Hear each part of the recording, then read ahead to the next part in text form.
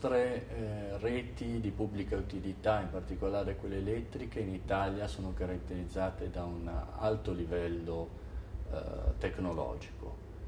Oggi assistiamo a vari investimenti, sia a livello di sistemi di telecontrollo, sia a livello di periferia, sia soprattutto oggi nei contatori, i cosiddetti smart meters.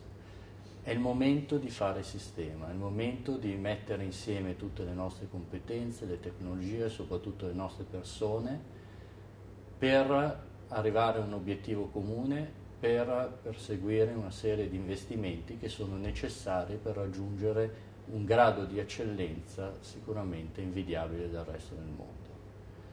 Fare sistema vuol dire condividere a livello di istituzioni un programma, vuol dire mettere insieme appunto persone, idee e mettersi in moto, agire.